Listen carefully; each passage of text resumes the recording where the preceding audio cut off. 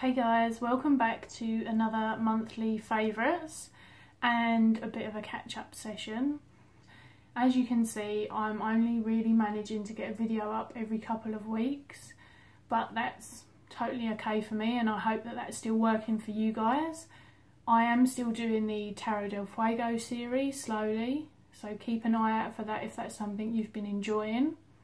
And other than that, let's jump straight into the decks. So first up, I've got the Naked Heart Tarot, and my personal practice has been somewhat simplified recently in order to be able to go into more depth. So one of the things that I've been doing is working really deeply with several tarot decks only, and the Naked Heart Tarot is one of those. And also I've been working with archetypes a little bit more, which I'll talk about later on. But the Devil has actually been one of them, so I'll talk about it now.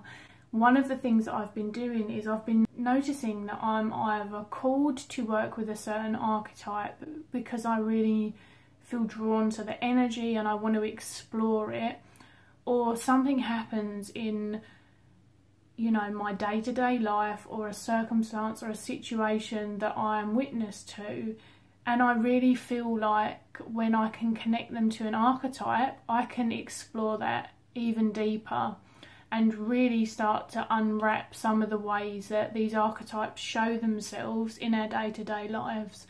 They come through in our conscious and unconscious processes, how we are living and breathing them, so to speak. And two of the ones that I've discussed this month have been the Empress and the Devil. The Empress was very much in relation to a personal experience of mine with my endometriosis and exploring the archetype and maybe some of the difficulties that I have with it and how I've got around those. And these are posts that are on Instagram, so if anyone's interested, of course you can find me at cosmic.creeper, and they're there for everyone to read. The Devil was an exploration of the shadowy sides of the devil, because I truly believe there's light and shadow in every card, and how that can play out in community, especially on social media. And I just felt really called to explore that. It wasn't to do with anything in particular other than my own feelings over the time of being on social media about what I personally enjoy about the community and what sometimes leads me to find myself maybe pulling away. That has meant sometimes less daily tarot pulls, but it's meant spending a long time with each archetype. And as I say, I've thoroughly enjoyed that. I feel like it's deepening my practice even further. I really feel that you never stop learning anyway, and so it's just something that's really working for me. I'm really enjoying it. And when I say archetypes, I know that commonly the archetypes are considered the majors and then that's it, but I will be looking at the minors and the cults as well. But I'm not structuring it, I don't want to do it so it has to look or be a certain way. It's just something that I'm finding myself doing more and more. And in the midst of that, as I say, I've really felt like I wanted to connect with a few tarot decks. And the Naked Heart Tarot is one of those. I feel like I'm ready to review this deck now, so certainly keep your eyes peeled for a review. It's really, really interesting, and I don't want to say too much about it here because then I feel like it's going to spoil the review, but it's really surprised me. It's been really open to be read, should I say, in quite a variety of different ways depending on what I'm feeling most drawn to at the time. And of course, I really, really love the animal energies that are linked into this deck. It's interesting though, because it still doesn't feel like an animal deck to me in the same capacity. But again, that's something that I will explain more, because whilst it is animal heavy, it feels more like a nature deck to me maybe in the same way that the wooden tarot does. It has been an absolute pleasure to work with. It's definitely a workhorse deck for me, and in a way that I hadn't necessarily anticipated. A lot more versatile, I guess, is what I'm looking for. And the other tarot deck is the Wildwood Tarot. This is a personal favourite of mine anyway. It is one of my full decks, as you saw from my full video. I haven't got a chance to work with all of those decks yet, but what I find is I'll often work with them for client readings. So I've already done client readings in which I've utilised the Halloween Oracle, the Raven's Prophecy Tarot, but the Wildwood, I am really in love with this deck. It really excites me every time I use it.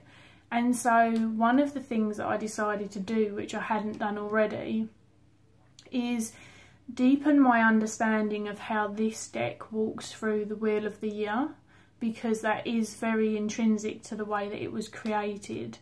And in honesty, I still feel very new to the Wheel of the Year. I'm not going to be the first person to answer a question about what happens on this Sabbath or when the date is, because I'm still constantly learning. I feel much more firm in my tarot than I do in those other elements, whether you want to call it pagan or green witch or, you know, whatever box people feel that fits in. That stuff is still a beginning learning experience for me, and this comes with an awesome guidebook. So I'll show you what I did with the guidebook. Now, I don't know how it's managed to look so fresh and clean still, because I've read this book from cover to cover twice now. I haven't started highlighting stuff yet. I really want to, but a part of me is kind of nervous about doing it still, which is silly because this book's never going anywhere. But you can see here it's got the Wheel of the Year. And so I walked through the whole Wheel of the Year with this deck, following everything that they discussed and pulling the cards out one by one and meditating on, not for long, not going into a deep trance, but just reading what they said about the card. So the section here for the forest lovers, and then pausing for a minute and really taking in what I could see in the forest lovers, and then continuing through. That was how I started, and I've got a journal which is behind me so I can't show you, where I've started writing down my learnings about the Wheel of the Year, the Sabbaths. That's all stuff that I've been diving into really deeply, so this deck felt like it complemented that.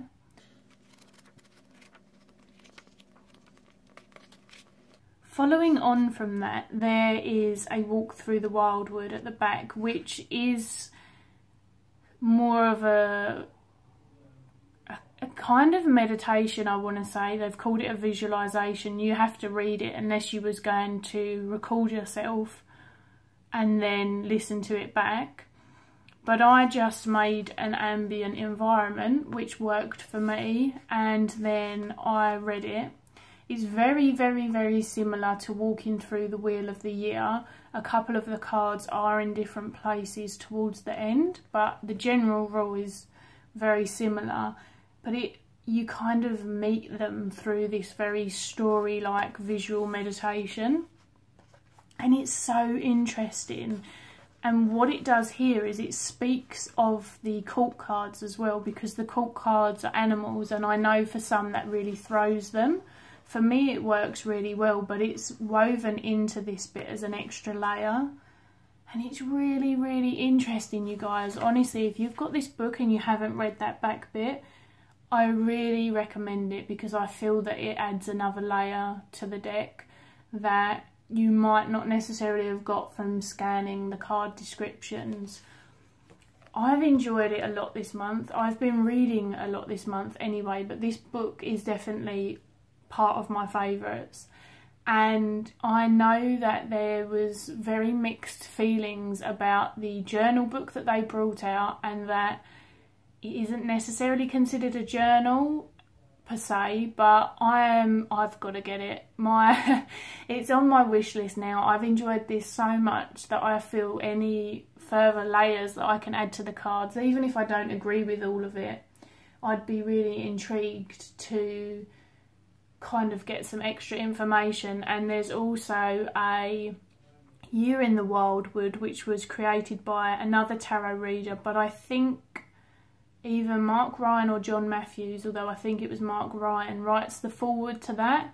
That's a Kindle book as well, and after falling so deeply in love with this deck, even more so in September, I have added those books to my wish list for whenever, because honestly, such a great read. On to Oracle decks. Again, there's only two. Most of you will have heard me talk about this one. I spent a lot of time with this in the beginning of September.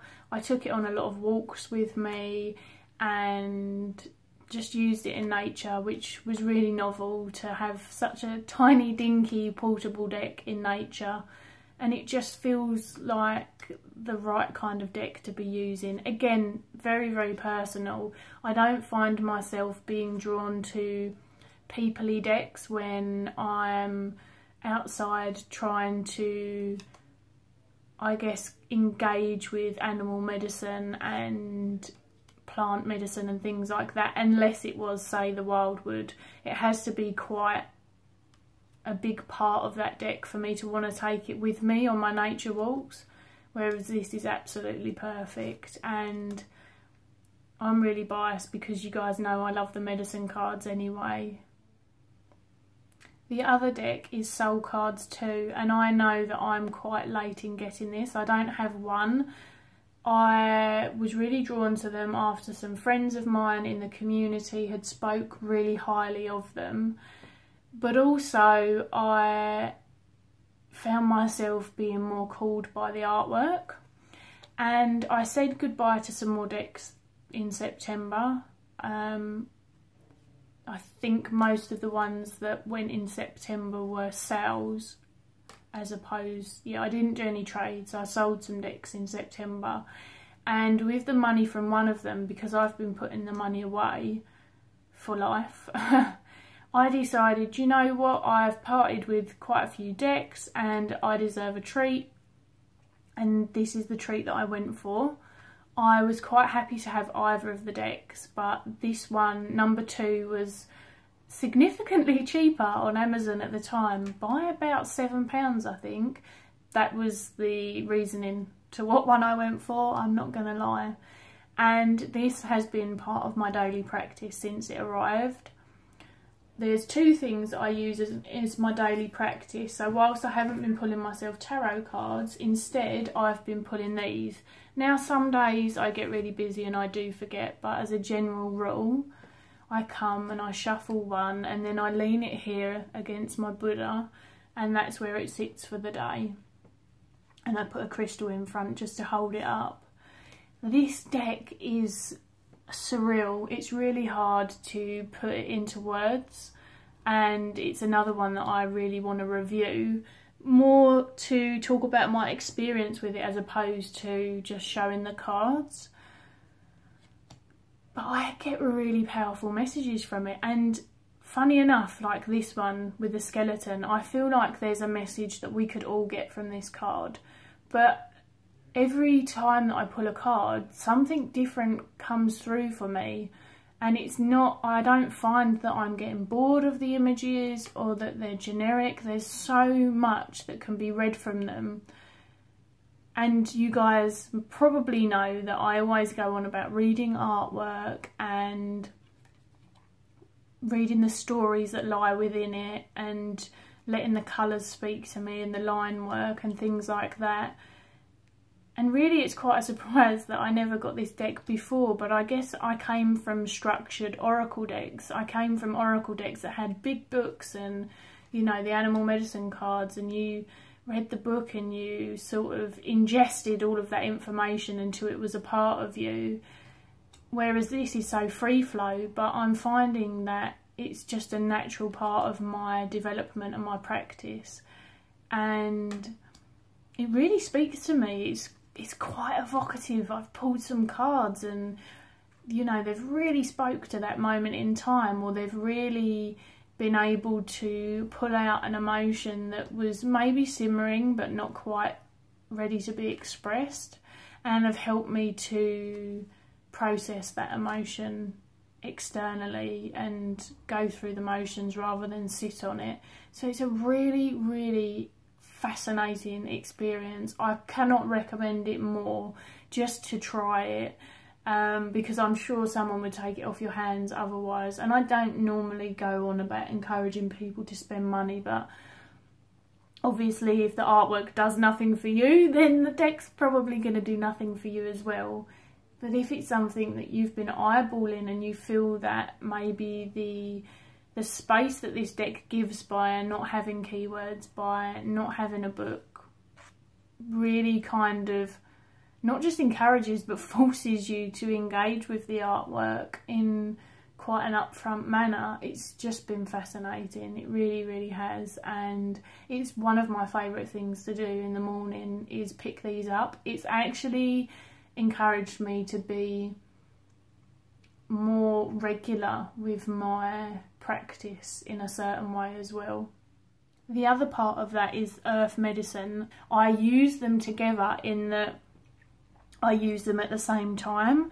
So I pull a soul card and I process what's going on for me. I may even come back to it throughout the day, and then I go to the day that I'm on, which is around here somewhere, and I read the message for the day that I'm on, and then I simply put the book down again as well. I don't read in a divinatory kind of, this is what's going to be part of my day, but it just kind of gets locked into my consciousness, and it might be something that was powerful and makes me think about something. It may be something that I come back to and consider if it did pop up in my day. Sometimes it's purely a really profound poem that moves me. Earth Medicine is a very, very interesting collection of Native American teachings and tools and thoughts, and Jamie Sam's poems, and there's really a lot in there. So it would be hard to ascribe it to one certain thing, because it's not just a teaching book or it's not just a poetry book. It's very eclectic in the selection of things that she shares. But it's really, really something that I am finding quite a lot of joy from, and a lot of, I guess, grounding, I want to say. I've really needed to ground. There's been a lot going on in the background, and there's a lot of change coming now in October. Stress levels are high, and grounding and finding things to root and earth myself have been really, really cathartic, and these have been a big part of that process.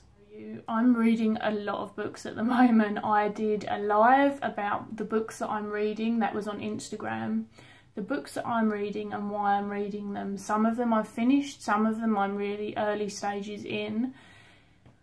Some of them I don't feel like they could possibly be my favourites yet because I'm not far enough in. And some of the ones that I finished simply weren't my favourite. And I will review them and I will share why. Now, I'm still in somewhat the early stages of this book, but it is just wonderful. And I don't agree with everything that's written in it, for sure. There's some bits that just don't vibe with me, but it is a fascinating book.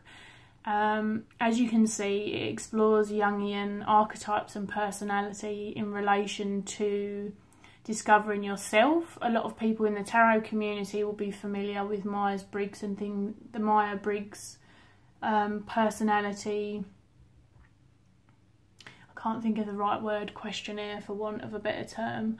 And it really focuses a lot actually on the cults as well. It really is a meeting of Jungian psychology with this. And I haven't got to the bit about the Kabbalah and things, but that will be quite new to me as well. It speaks about the ego. levels of consciousness, and you can see there's these really big explorations on the court cards. I feel like it would be a really interesting way for people to learn further about the court cards if they were interested in it. So you can see I'm quite early on in the book, but I've already really enjoyed it. I have flicked to the back and kind of looked at the really little breakdowns of the cards that there are, but you can see they're really short and concise. It's not an interpretation book in the same way, say, Kitchen Table Tarot would be. Those of you who do know what I do for work, you'll understand why I love this book, why it excites me. And I think that this is just one way that psychology and various psychological theories can be integrated with tarot, but it's the most recognised one, and therefore it's the easiest one to get books on. But it's really filled a gap for me in tarot, in that many of you will know I'm very psychologically focused when I read. It's very developmental.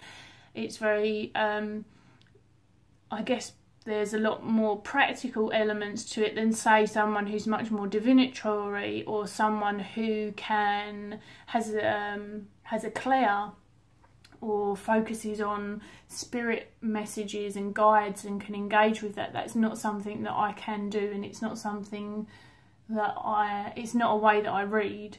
And so to start really accepting the way that I read is a particular way, and exploring that further and having people to read and talk about it with is really fascinating. It's definitely something that encouraged me to do some of the explorations with the archetypes that I've been doing.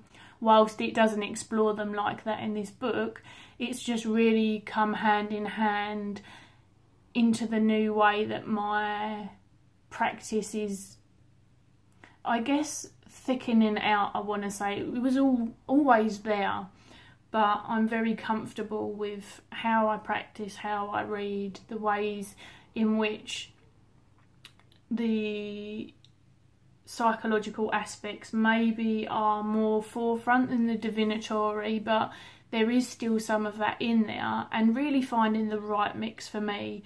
You know, a dash of divinatory and then more of the psychological, and a dash of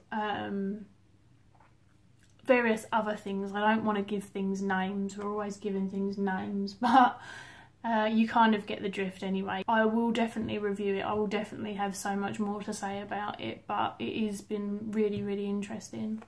To be honest with you guys, I am not going to keep you here rambling. There are probably other things that have been good about September. We had an all clear for a family member who had some serious health stuff going on, and so that in itself was a breath of fresh air and a sigh of relief. But there has been other things that have come up, so it's been an up and down kind of, you know, you roll with the punches. My partner and I had the flu, and full blown, you can't move, get out of bed the flu. And I'm glad to report that I'm just a bit snotty now. So this tea was pretty much one of my my life preservers. It really did help the way I was feeling on certain days. Maybe if just waking me up, I don't know, but it is very gingery, this one in particular. It's got quite a kick to it. But other than that, the crystals that have been my favourites, you can see in the background, I've discussed them before.